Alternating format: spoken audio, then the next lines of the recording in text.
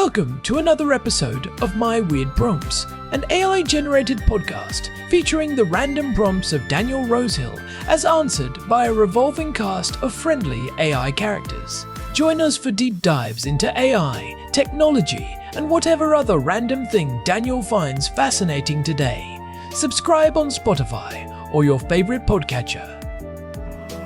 Now, today's episode. My Weird Prompts is an AI-generated podcast produced by Daniel Rosehill, a verified human with documentation to prove it.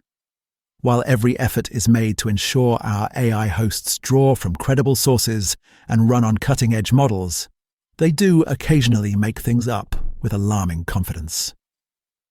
As with everything in life, and especially this podcast, treat all claims as spurious until confirmed to be not.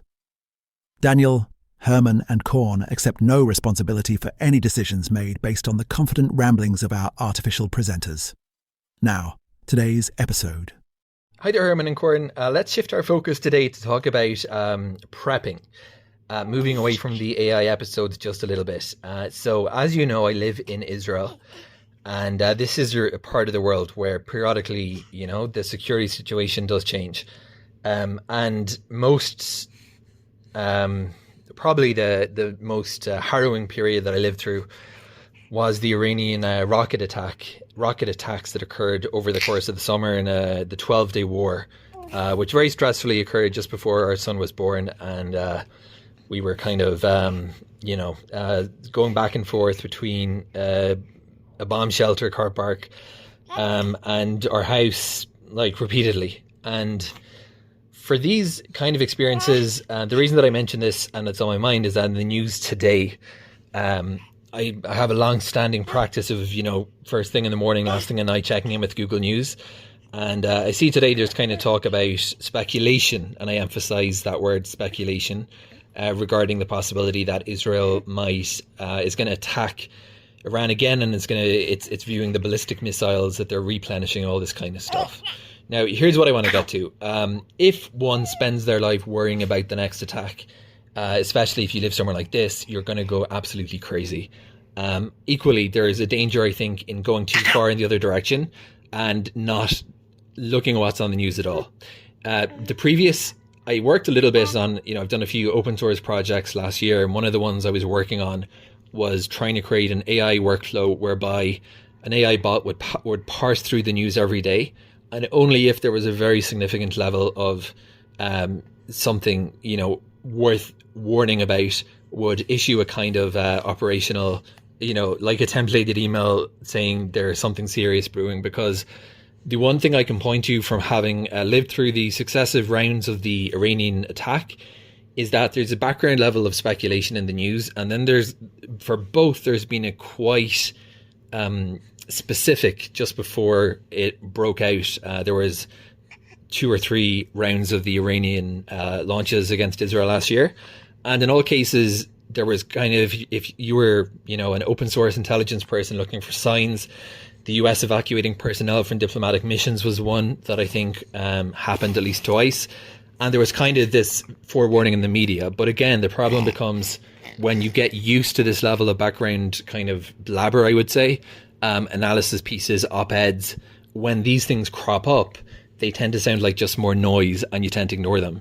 So my question for you is actually one of informational sifting and systems that you might think of or ideas you might have.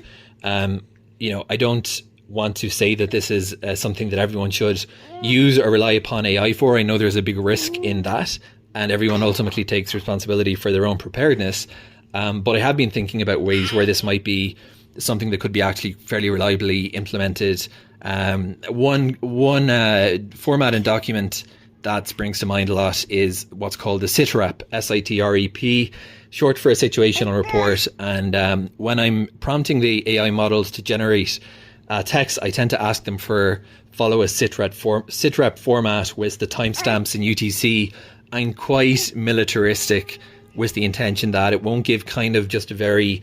this is what's been talked about and analysed. These are exactly what the statements from, world leaders have been, official statements, and focus on the very cut and dried facts on the ground as they evolve, especially in fast moving regions and fast-moving dynamics. So I'd love to get your thoughts for pipelines and workflows that can be done to help people strike that balance between, not getting saturated in irrelevant news and speculation, but getting those kind of key warnings when stuff is happening that can actually make a real difference to your level of preparedness when you might be living through one of these very jarring geopolitical crises on the ground.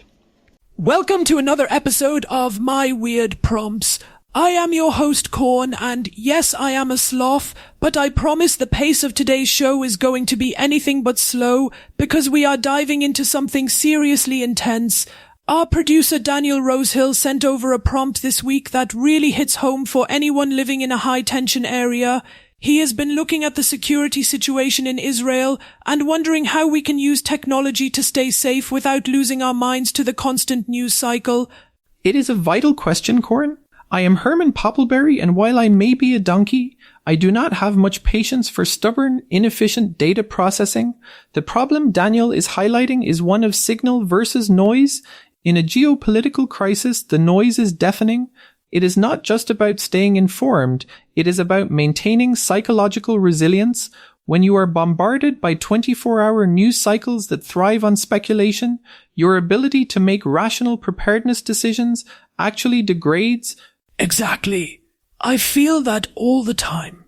You check your phone, there is an alert about a possible drone, then an opinion piece about what might happen next week, then a rumor from a Telegram channel. By the time something actually happens, you are too exhausted to react. Daniel mentioned he has been experimenting with AI workflows to create situational reports, or SITREPs, that give him just the dry facts. I think that sounds like a dream, but is it actually safe to trust an AI to tell you when to head to a bomb shelter? Well, hold on. We need to be very precise here. An AI should not be your primary tactical warning system. If an air raid siren goes off, you do not wait for a large language model to summarize the acoustics for you. You move, but for the layer just above that, the situational awareness layer, Daniel is onto something revolutionary. Using an automated pipeline to scrape news, filter out the adjectives, and present a bulleted list of events is a way to bypass the emotional manipulation of modern media. I see what you mean, but I am not so sure it is that simple. If you strip away the analysis, do you lose the context? Like if a report just says 10 rockets were fired, but leaves out the part where experts say this is a major escalation compared to yesterday, are you actually less prepared because you do not realize the situation has changed? See, I actually see it differently. I think the average person is over-contextualized. Most analysis is just educated guessing. If the facts show an increase from 2 rockets to 10, you do not need a pundit to tell you that is an escalation. You can see the trend for yourself. The problem is that the pundit adds a layer of fear that triggers a cortisol spike. If you are prepping, you need clear eyes and a steady hand, not a panic attack fueled by a headline writer in a city 500 miles away. I guess so, but I still worry about the AI missing the nuance. I mean, if you are building this workflow, how do you even start? Daniel is talking about AI pipelines. Does that mean he has a robot reading the Jerusalem Post for him? Essentially, yes. Imagine a system where you use an RSS feed or an API from various news outlets. That data flows into a tool like Zapier or Make.com, which then sends the text to an AI like GPT-4 or Claude. You give the AI a very specific prompt, act as a military intelligence analyst, strip away all emotional language, remove all speculation about future events, list only verified kinetic actions or official government instructions from the last 4 hours. Then it sends that summary to your email or a private Discord channel. That sounds incredibly cool, but also a little bit like living in a sci-fi movie. Is there a risk of the AI hallucinating a threat? That is my big fear. If the AI gets a little confused and tells me there is a chemical leak when there is not, I am going to be duct taping my windows for no reason. I am not so sure that is a huge risk if you set the parameters correctly. You can tell the AI to only report if it finds the same fact in 3 different sources. That is a basic verification gate. But look, Corn, we have to talk about why this is necessary, specifically in places like Israel right now. You have the official Homefront Command app for immediate threats, but there is this middle ground of information. For example, knowing if Ben Gurion Airport is seeing major cancellations or if certain roads in the north are being closed, that information is out there, but it is buried under layers of political bickering. Right, and that bickering is what wears you down. I was reading about how people in high-stress zones develop what they call headline fatigue. You just stop caring because everything is a crisis. So, if Daniel is using these SITREPs to just get the facts, he is basically saving his mental energy for when he actually needs to move. I like that. But Herman, you are the technical one. How hard is this to actually build? It is surprisingly accessible. You do not need to be a computer scientist. You can use a no-code platform. The real challenge is the prompt engineering. You have to be very strict. If you tell the AI to be helpful, it might try to give you advice. You do not want advice from an AI in a war zone. You want data. Tell it, do not tell me what to do. Just tell me what happened. I don't know, Herman. That seems a bit much for the average person. Most people just want to follow a reliable Twitter account or a Telegram channel. Why go through all the trouble of building a pipeline? Because those channels are the exact problem, Corn. Telegram is a hotbed of unverified videos and psychological warfare. If you are a prepper, your most valuable resource is accurate information. If you are basing your pantry stocking or your evacuation plan on a viral video that turns out to be from 3 years ago in a different country, your prep is useless. An AI pipeline can cross-reference timestamps and locations in a way a tired human simply cannot do at 3 a.m. Okay, you convinced me on the Telegram point. That place is a mess, but let's take a quick break before we get into the nitty-gritty of how this changes the way we think about security. We will be right back. Are you worried about the future? Does the sound of a distant lawnmower make you jump into your basement? You need the Bunker Buddy 5000. It is not just a lead line box, it is a lifestyle. The Bunker Buddy comes with a patented atmosphere generator that smells like fresh-cut grass and lavender, so you can forget the world is ending outside.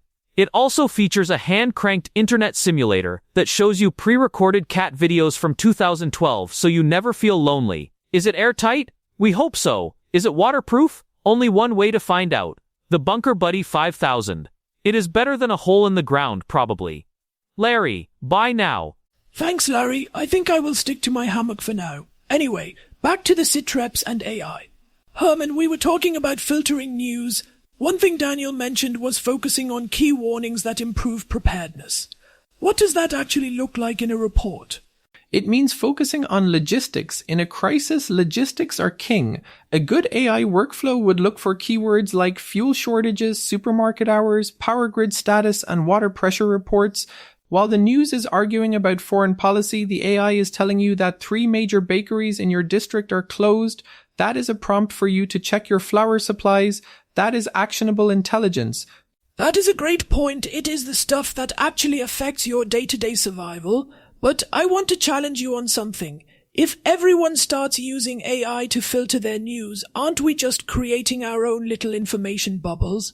If my AI is programmed to only show me kinetic events, I might miss the diplomatic breakthrough that means the war is ending. I would just be sitting in my bunker waiting for the next explosion while everyone else is out celebrating. Well, that is a bit of a stretch, Corn. We are talking about periods of active crisis, not everyday life. And besides, I would argue the current media environment is a much more dangerous bubble. It is a bubble of sensationalism. Daniel's approach is actually a bubble of reality. It is a return to the way intelligence used to be gathered before it was turned into entertainment. I see your point. It is like turning the news back into a weather report. You do not need the weather guy to tell you that rain is scary or that the clouds look angry. You just need to know if you need an umbrella. Exactly. And in the context of Israel or any geopolitical hotspot, the umbrella might be a safe room or a week's worth of water. There is also the element of frequency. You can set these pipelines to run every hour, every 6 hours, or once a day. This prevents the doom scrolling habit. You know that at 6 p.m. you will get your SITREP. Until then, you can live your life, go to work, and talk to your family. That sounds like a massive win for mental health. I mean, the stress of constantly checking for updates is a huge part of the burden. But wait, we have a caller. I think it is Jim.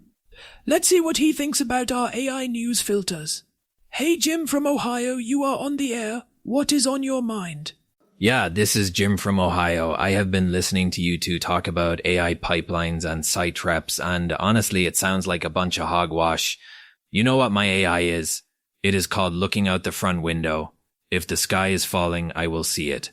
My neighbor Gary bought one of those smart fridges that tells him when the milk is sour, and the thing started beeping at him in the middle of the night for no reason. Now you want to trust a computer to tell you if there is a war going on? Give me a break. Well, Jim, it is a bit different when there are missiles involved. Looking out the window might be a little too late in that scenario, don't you think? Look, in my day, we had the evening news and a newspaper. If something was important enough, they would interrupt the soap operas with a big red flash on the screen. That was enough for us. Now you kids need a robot to read the news for you because you are too scared to read a headline. It is ridiculous. And another thing, the weather here in Ohio is miserable today. My joints are aching and my cat Whiskers won't stop staring at the wall like he sees a ghost. It is creeping me out. You guys are overcomplicating everything. Just keep a flashlight and some canned beans and stop worrying about pipelines. Jim, I hear you on the simplicity, but the scale of information today is thousands of times larger than it was 30 years ago. We are being flooded with deliberate misinformation. The AI isn't there to replace your eyes, it is there to act as a shield against the nonsense. A shield? It is a crutch. You start trusting the machine to think for you, and pretty soon you won't know how to tie your own shoes without an app. I don't buy it. I am going to go finish my sandwich and hope the sun comes out, but I doubt it will. Thanks for nothing. Thanks for calling in anyway, Jim. He is a bit cranky today, Herman, but he does have a point about over-reliance on technology. What happens if the power goes out or the internet is cut? Your AI pipeline is gone. That is a fair critique, and it is why any good preparedness plan has to have layers. The AI workflow is your primary tool for long-term situational awareness. It is what you use when things are tense, but the infrastructure is still holding. If the grid goes down, you move to your secondary tools, a battery-powered radio, your own observations and pre-established plans. You do not use a high-tech solution as your only solution. That would be foolish. Okay, so it is a tool for the grey zone when things are uncertain, but not yet a total blackout. I can get behind that. So if we are looking at practical takeaways for someone like Daniel or any listener in a similar spot, what are the first steps? First, identify your trusted sources. Do not just scrape the whole internet. Pick 3 or 4 reliable news agencies and the official government channels. Second, use a tool like Zapier to connect those sources to an AI model. Third, and this is the most important part, write a very strict prompt. Tell the AI you are a data extraction tool. Your goal is to provide a factual summary of events. Ignore all adjectives. Ignore all opinions. Focus on locations, times, and specific actions. I would also add that you should test it when there is not a crisis. See what kind of reports it generates on a normal Tuesday. If it is giving you useful info, then you will trust it more when things get heavy. And maybe have it send the reports to a friend or family member too, so you are all on the same page. That is an excellent suggestion, Corn. Shared situational awareness is a force multiplier. If a whole family or a group of neighbors is receiving the same dry, factual SITREPs, they are much less likely to panic or argue about rumors. They can coordinate based on facts. I actually really like this idea now. It is about taking back control. Instead of letting the news cycle happen to you, you are choosing how you consume it. You are turning a fire hose into a drinking fountain. Exactly. But I will say, Corn, I still think there is a place for human analysis. You cannot completely outsource your judgment. The AI gives you the data, but you still have to decide what it means for your specific situation. If the AI says the main highway is closed, it won't tell you that your backroad shortcut is also likely to be jammed. You still need to use your brain. Oh, I agree. I am not letting the AI do my thinking for me. I just want it to do my reading for me. There is way too much to read these days. On that, we can certainly agree. The volume of data is the enemy of clarity. By using these workflows, we are essentially building a filter for our own sanity. It is a way to stay prepared without staying terrified.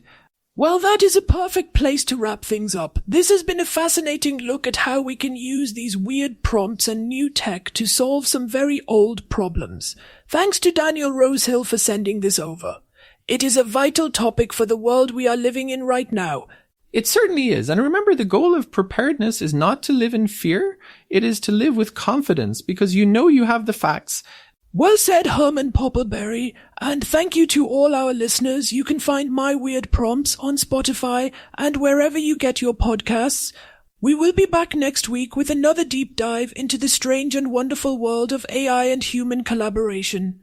Stay safe out there and stay informed. Not just busy, but actually informed. See you next time.